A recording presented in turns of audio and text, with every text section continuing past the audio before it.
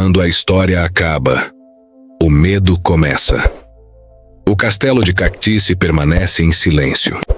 Um silêncio pesado, profundo, como se guardasse algo que o tempo não conseguiu destruir. Na primeira parte de nossa investigação, caminhamos pelos corredores reais dessa fortaleza. Acompanhamos a ascensão e queda de Elizabeth Bathory. Descobrimos as acusações, as vítimas, as intrigas políticas e a tragédia sangrenta que marcou seu nome para sempre na história da Europa. Mas existe algo que os livros não contam, algo que não está nos relatórios, nem nas cartas oficiais, nem nos registros da corte. Porque quando a última página da história se fecha, o que ficou para trás não desaparece. Fica escuro, preso entre as pedras. E é nesse espaço, entre o que foi escrito e o que foi esquecido, que nasce a segunda parte desta investigação. À medida que o século passou, Cactice se tornou mais do que um castelo abandonado. Ele se transformou em um santuário de sombras, onde rumores, aparições e fenômenos inexplicáveis se acumulam como poeira antiga. O legado da Condessa de Sangue não terminou com sua morte. Pelo contrário, foi ali que algo começou a acontecer. Testemunhos, relatos, gravações e descobertas arqueológicas sugerem que há uma força, uma presença, algo que não pertence mais ao mundo físico, mas que continua habitando o castelo como se nunca tivesse sido expulsa. Neste documentário não falaremos de política, poder ou crimes praticados. Falaremos daquilo que os moradores se recusam a comentar abertamente, daquilo que o turismo não coloca nos panfletos, daquilo que pesquisadores preferem ignorar para não perder a sanidade. Porque existe uma fronteira fina entre história e assombração. E em Cactice, essa fronteira se rompeu há muito tempo. Se você achou a história humana assustadora, espere para descobrir o que permaneceu depois que todos foram enterrados. O castelo está vivo. Algo se move entre suas ruínas. E esta é a parte da história em que o medo deixa de ser memória e se torna presença. Origens, ascensão e a vida da Condessa Bathory. O coração sombrio da Eslováquia medieval. No alto de uma colina rochosa no oeste da atual Eslováquia, ergue-se uma das ruínas mais evocativas e inquietantes do leste europeu. O Castelo de Cactice. Hoje, suas muralhas quebradas, janelas vazias e corredores abertos ao vento parecem apenas testemunhas silenciosas do tempo. Mas nos séculos XVI e XVII, aquele complexo de pedra era muito mais do que um ponto fortificado. Era o centro de uma verdadeira teia de poder político, social e econômico. E, segundo a tradição, o palco de uma das histórias mais macabras já atribuídas a um ser humano. O castelo foi inicialmente construído no século XIII como uma fortaleza defensiva do Reino da Hungria. Localizado numa região estratégica, rodeado por vales, caminhos comerciais e fronteiras, ele desempenhou um papel militar fundamental durante invasões e conflitos com tártaros, turcos, otomanos e facções internas. Com o passar das décadas, sua função militar mesclou-se progressivamente com a administrativa, até tornar-se uma residência nobre. Mas é durante a transição do século XVI para o XVII que o castelo se tornaria mundialmente conhecido como a morada de Elizabeth Bathory, a Condessa de Sangue, figura que viria a inspirar e alimentar o mito da Drácula feminina, ainda que sua história, examinada de perto, seja muito mais complexa, ambígua e politicamente envenenada do que a lenda sugere. O nascimento de uma nobre temida e reverenciada. Elizabeth Bathory nasceu em 1560 em Nir Bator, no coração da Transilvânia histórica, numa das famílias mais poderosas da Hungria. Os Bathory pertenciam a uma linhagem de influência militar e política que se estendia por séculos. Vários membros da família tornaram-se governadores da Transilvânia, príncipes e até reis da Polônia. Não era raro que os Bathory comandassem exércitos, determinassem alianças e supervisionassem vastas regiões. A infância da jovem Elizabeth mesclou privilégio absoluto e um ambiente culturalmente avançado com uma realidade brutal e sombria, típica da nobreza da época. Há registros de que ela cresceu em castelos multifuncionais, locais que eram simultaneamente residências aristocráticas, centros administrativos, pequenos tribunais e prisões. Não era incomum que crianças nobres presenciassem punições corporais aplicadas a camponeses, torturas de criminosos e confrontos militares. Muito antes de qualquer aura de assassinatos sádicos, o ambiente medieval tardio já era, por si só, impregnado de violência. Elizabeth teve uma educação fora do comum para mulheres da época. Falava diversas línguas: latim, alemão, húngaro e possivelmente eslovaco. Era instruída em direito, administração, música, etiqueta, medicina herbal e, de forma mais profunda, nos deveres de gestão fundiária. Seus tutores eram esmerados. A família Bathory queria formar uma mulher capaz de governar propriedades, comandar servos e representar o nome dos Bathory nos círculos políticos. Mas, por trás da polidez pública, havia rachaduras. A família era marcada por conflitos internos, doenças hereditárias, episódios de violência e crises políticas que alimentavam rumores, e séculos depois, dariam combustível à lenda negra. Casamento, poder e vida no castelo. Em 1575, aos 14 anos, Elizabeth casou-se com Ferenc Nadasdy, outro membro de uma poderosa família húngara. Ferenc era militar respeitado, famoso por sua ferocidade contra as forças turcas. O casamento não apenas uniu duas linhagens, mas consolidou poderes territoriais. E, como parte do acordo matrimonial, Elizabeth recebeu diversas propriedades, incluindo o domínio sobre o castelo de Cactice. Ainda que o castelo permanecesse inicialmente ocupado de forma esparsa, era ali que Elizabeth exerceria autoridade como senhora feudal. Enquanto seu marido passava anos envolvidos em campanhas militares, Elizabeth administrava vastas terras, cobrava impostos, media conflitos, supervisionava servos e organizava a defesa regional. Contrariando versões sensacionalistas posteriores, há vastos registros históricos que mostram que Elizabeth era considerada uma gestora eficiente e respeitada. Correspondências oficiais descrevem-na como inteligente, rigorosa, detalhista, conhecedora de leis, capaz de enfrentar homens poderosos. Os camponeses, por sua vez, tinham uma relação ambígua com a condessa. Alguns relatos sugerem que ela ajudava famílias necessitadas. Outros descrevem uma senhora severa, em linha com o padrão aristocrático da época. Quando Ferenc morreu em 1604, vítima de uma doença degenerativa contraída nos campos de batalha, Elizabeth tornou-se oficialmente a figura central das propriedades.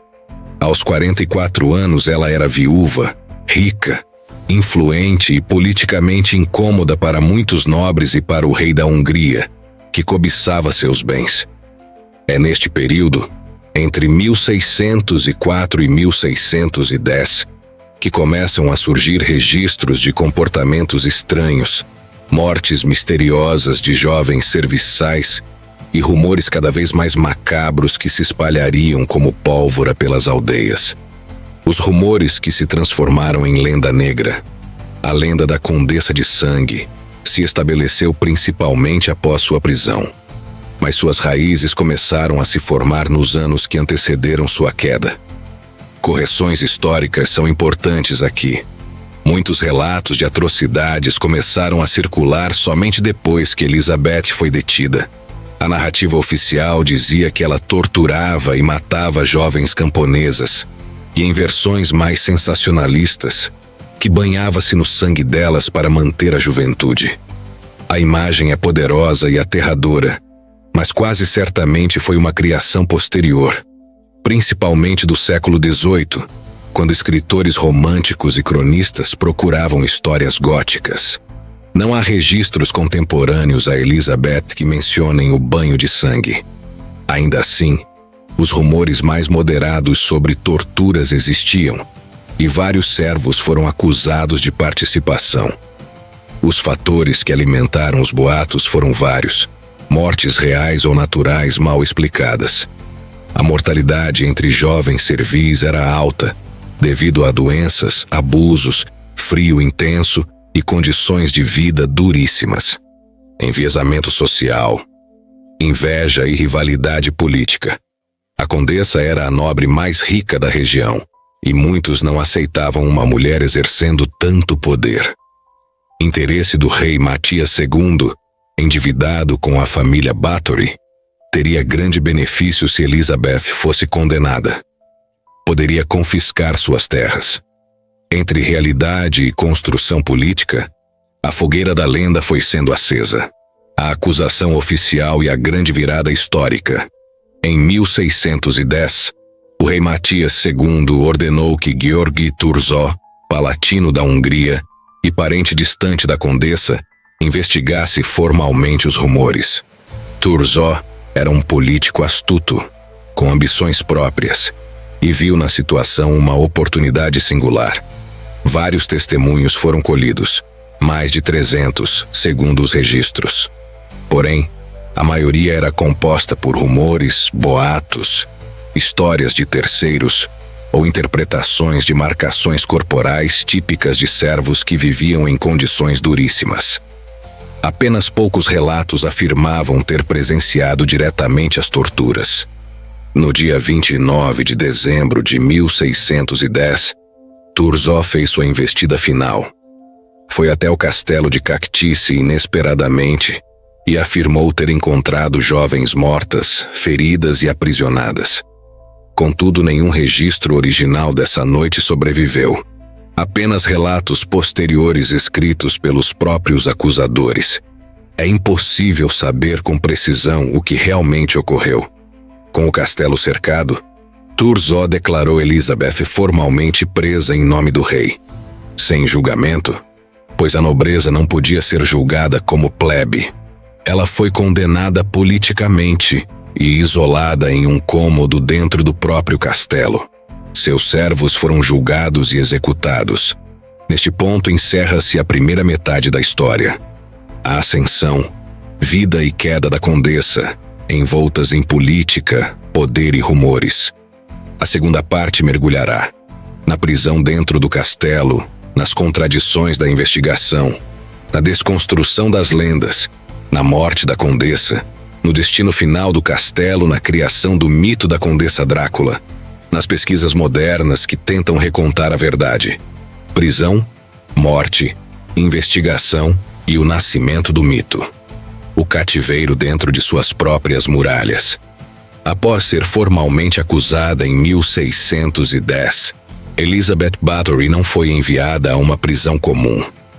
Isso teria sido impensável para uma mulher de sua estirpe, ligada às famílias aristocráticas mais poderosas da Hungria. Em vez disso, Thurzó decretou que ela seria confinada em um dos aposentos internos do castelo de Cactice. Este confinamento, frequentemente descrito como emparedamento, raramente corresponde ao exagero popular. Não houve alvenaria fechando portas. Registros confirmam que o quarto foi trancado e guardas ficavam de vigília, mas havia uma pequena abertura para a passagem de alimentos. Ela tinha cama, roupas, pertences pessoais e até assistentes, porém era proibida de sair ou receber visitas que pudessem defendê-la politicamente. Durante 4 longos anos, a condessa permaneceu nessa espécie de prisão doméstica. Para uma mulher que governara vastos territórios e dominara uma rede política complexa, o confinamento não era apenas físico, era uma dissolução simbólica do seu poder. A solidão, o isolamento e as incertezas foram se tornando seus únicos companheiros. Registros da época dizem que ela escrevia bilhetes, memórias e solicitava clemência. Pouco desses escritos sobreviveu. Seus pensamentos finais são um dos grandes mistérios da história. A morte e o silêncio absoluto. Em 21 de agosto de 1614, Elizabeth Bathory morreu em seu quarto, oficialmente aos 54 anos. Guardas relataram que dias antes ela havia reclamado de dores extremas nos membros, possivelmente vasculares ou reumáticas. Sua morte, porém, tornou-se terreno fértil para especulações. Suicídio? Envenenamento? Morte natural acelerada pelo isolamento?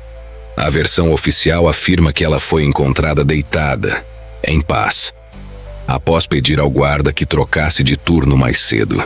Seu corpo foi inicialmente enterrado na vila de Castice, mas moradores revoltados teriam atacado o túmulo, levando a família a transportar o corpo para uma cripta familiar na Hungria. O local exato é desconhecido até hoje. O silêncio após sua morte, entretanto, não apagou sua história. Pelo contrário, ele abriu espaço para a construção de um mito. O pós-morte. A construção da lenda negra. Com a condessa morta e seus bens em grande parte confiscados, iniciou-se uma transformação narrativa. Relatos cada vez mais sombrios e fantasiosos foram sendo registrados ao longo dos séculos. Tradições orais se misturaram a exageros aristocráticos, até formar a figura que hoje povoa a cultura pop. Uma mulher cruel que torturou centenas de jovens e bebia sangue. 3 séculos depois, escritores românticos transformaram Elizabeth na Drácula feminina. Ironicamente, muito mais famosa que o próprio Vlad Tepes na Europa Central do século XIX. O primeiro relato do suposto banho de sangue surgiu neste período, não na época dos acontecimentos. Na realidade, de todas as acusações, nenhuma menciona banhos sanguíneos em documentos originais. É uma criação literária. Reinterpretações modernas. Monstro ou vítima política. Pesquisadores contemporâneos dividem-se entre 3 grandes teorias. Teoria 1. Elizabeth foi realmente uma assassina serial. Essa é a narrativa tradicional, baseada nos testemunhos colhidos por Thurzó. Ainda que distorcidos por boatos, há indícios de abuso severo contra serviçais. A brutalidade do período, somada à personalidade fria e ao poder absoluto de Elizabeth, pode ter permitido atos extremos. Teoria 2. Elizabeth foi vítima de um complô político. Esta visão afirma que o rei Matias devia uma enorme quantia em dinheiro aos Bathory para não pagar. Seria conveniente eliminar Elizabeth e confiscar propriedades. A investigação de Thurzó foi dirigida para incriminar a condessa, e os testemunhos foram colhidos sob tortura ou coerção. Nenhuma prova física conclusiva foi apresentada. Teoria 3. As duas coisas coexistem. Elizabeth poderia ter praticado punições severas, padrão da época, que misturadas à política hostil contra uma mulher poderosa, geraram um caso manipulado e ampliado artificialmente. Nenhuma teoria pode ser provada com absoluta certeza. O destino do castelo de Castice. Após a morte da condessa, o castelo permaneceu ativo por algumas décadas, porém lentamente perdeu importância estratégica. Sem uma figura central para mantê-lo, tornou-se caro demais para ser restaurado após obter danos estruturais em conflitos regionais. No século XVIII, sofreu incêndios. O castelo que hoje vemos, aberto ao público, silencioso, dramático, é um esqueleto melancólico. Torres quebradas, janelas sem moldura, pedras cobertas de musgo, corredores abertos para o céu. Turistas caminham pelas mesmas áreas onde Elizabeth viveu, julgou camponeses, administrou terras, foi acusada e morreu confinada. As ruínas possuem uma carga emocional palpável, como se o vento carregasse fragmentos dos relatos sombrios. O castelo na cultura pop e no turismo contemporâneo. Hoje, Castice é um dos destinos mais visitados por quem busca histórias de horror reais na Europa. Documentários, filmes, romances e séries exploram a figura da condessa e o ambiente do castelo, programas de caçadores de fantasmas já gravaram no local, potencializando ainda mais a aura de mistério. A narrativa contemporânea, no entanto, tenta ser mais equilibrada. Entre a lenda e a história, surge Elizabeth como um ser humano em meio à violência estrutural da época, vítima e algoz, manipuladora e manipulada. Um enigma que ultrapassa definições rígidas. O legado de Elizabeth Bathory e o castelo. Elizabeth Bathory não é apenas um personagem sombrio. Ela é um espelho da misoginia histórica, das disputas políticas medievais, da construção de mitos da sede humana por vilões, da mistura entre fato e ficção. O castelo de Cactice tornou-se a materialização desse espelho. As pedras frias e partidas refletem séculos de rumores, medos, injustiças, exageros, mortes, corrupções e fantasias góticas. Ele permanece, exatamente como a figura de sua antiga senhora, incompleto, quebrado e fascinante. A sombra que não morre. O eco da condensação. Quando Elizabeth Bathory morreu em 1614, muitos acreditaram que sua história terminaria ali, confinada às páginas mais sombrias dos registros do Reino Húngaro. Mas o que ninguém imaginava é que sua morte não significaria o fim, e sim o início de algo ainda mais inquietante. Moradores das aldeias próximas começaram a notar fenômenos logo na primeira semana após sua morte. As janelas do castelo, antes escuras, agora pareciam refletir luzes internas, como se tochas fossem acesas em corredores abandonados. E havia também o som. Um arrastar lento, cadenciado, que ecoava pelas colinas durante a madrugada, como correntes sendo arrastadas por mãos invisíveis. Os aldeões acreditavam firmemente. A condessa não havia partido. Ela estava apenas mudando de forma. A Sala do Sangue, séculos depois, em uma das primeiras expedições arqueológicas autorizadas, uma equipe encontrou uma sala subterrânea jamais registrada anteriormente. Ela ficava atrás de uma parede de pedra irregular e só foi descoberta após um colapso acidental. O local era pequeno, circular, e no centro havia um buraco profundo revestido de tijolos escuros. Uma marca em espiral percorre a parede, como se alguém tivesse arranhado a pedra com as próprias unhas. Mas o mais perturbador não estava na arquitetura, e sim no ambiente. A sala exalava um cheiro metálico indescritível, e a temperatura era significativamente mais baixa ali do que no resto da estrutura. Um dos pesquisadores relatou que, ao ficar sozinho no recinto por alguns minutos, ouviu algo que o deixou paralisado. Era como água pingando, mas não parecia água. Depois que a equipe saiu, nenhum deles conseguiu dormir por dias. A sala, apelidada de Sala do Sangue, jamais foi aberta novamente. A figura no corredor norte. Durante uma visita de inspeção em 1968, 3 voluntários que ajudavam na restauração juraram ter visto uma figura feminina parada no final do corredor norte, um dos locais onde o acesso público é proibido até hoje. Ela vestia roupas antigas, com mangas longas e um corpete escuro. Seu cabelo era longo, extremamente negro, como tinta derramada. Quando tentaram se aproximar, a figura virou-se.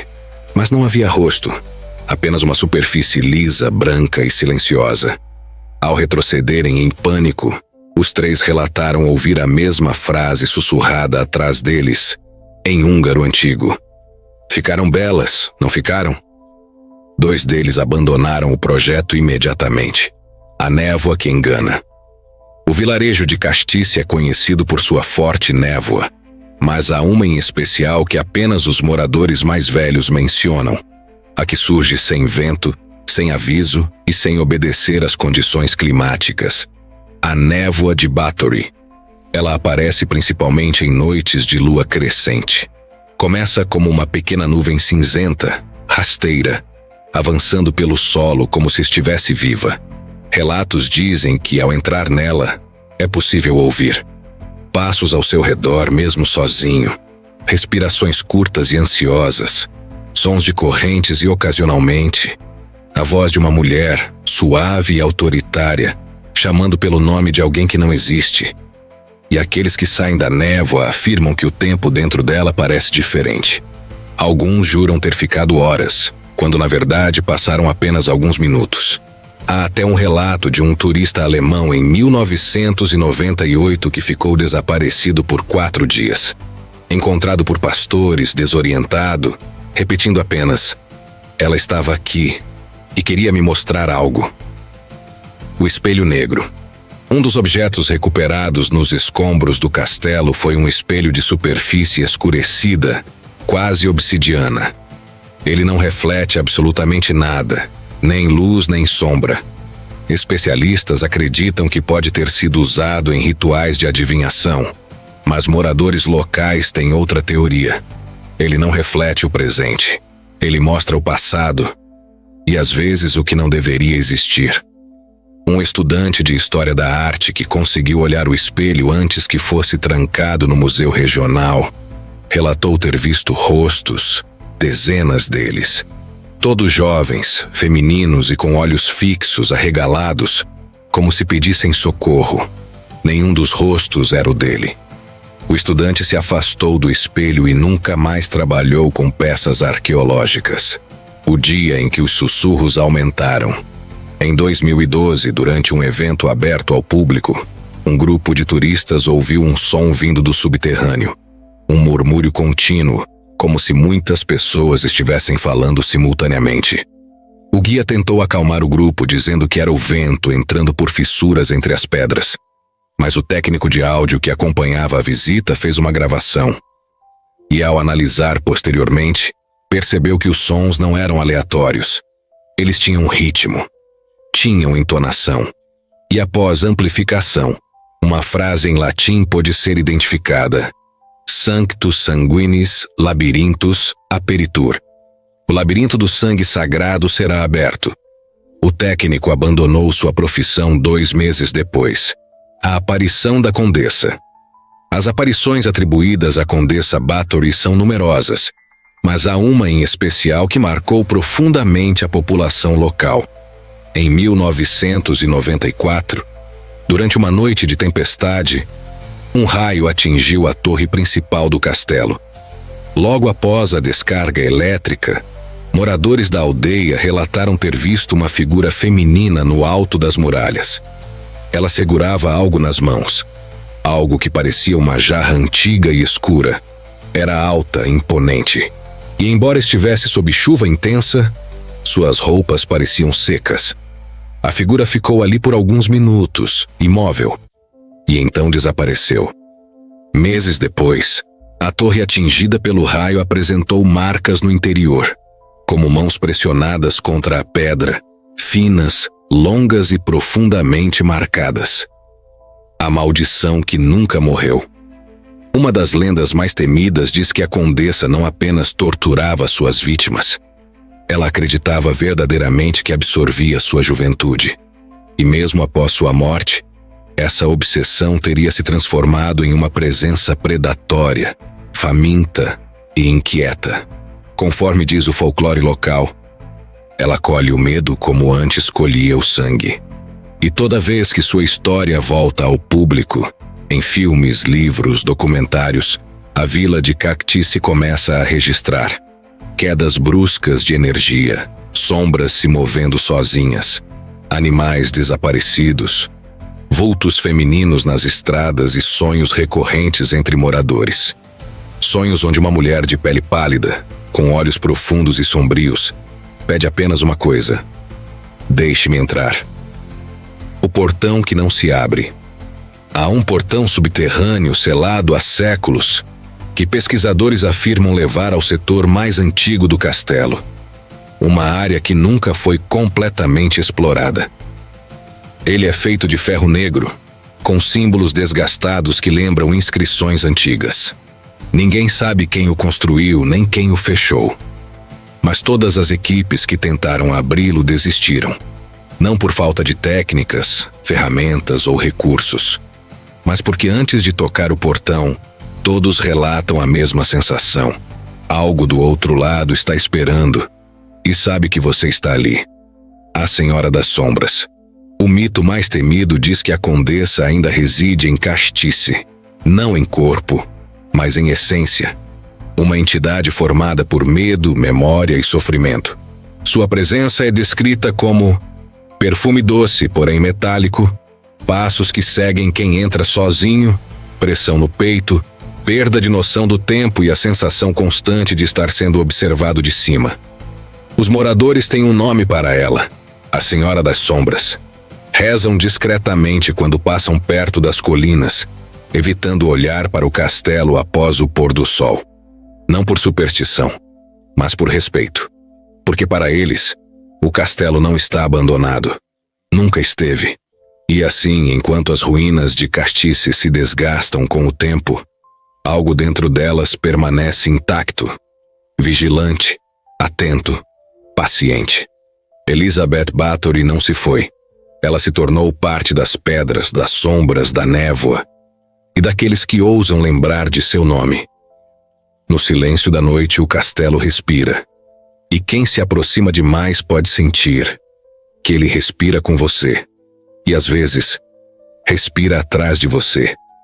E assim deixamos para trás as muralhas frias e silenciosas do castelo de Castice.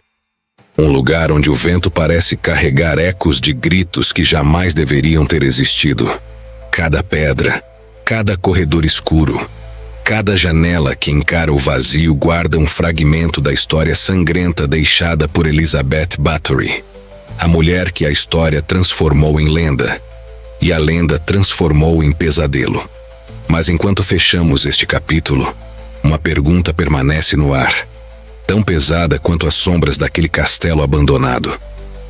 Quantos segredos ainda dormem enterrados sob a terra de Castice? E quantos deles preferem continuar adormecidos? No fim, o tempo apaga nomes, destrói reinos e desfaz impérios. Mas nunca, nunca, silencia totalmente os vestígios do mal. Eu sou o News Web Doc, e este foi mais um mergulho profundo nos lugares onde a história e o horror se encontram. Se tiver coragem, volte amanhã, porque ainda há muitos portões escuros esperando para serem abertos. Se você chegou até aqui, meu sincero agradecimento.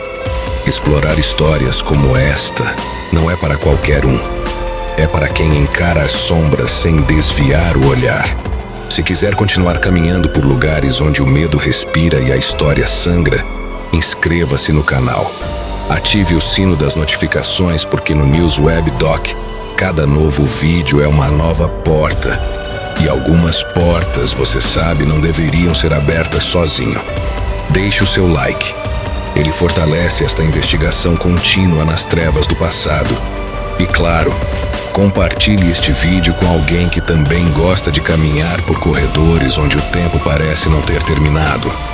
Obrigado por acompanhar mais um capítulo obscuro. Nos vemos na próxima investigação. Até lá, mantenha as luzes acesas.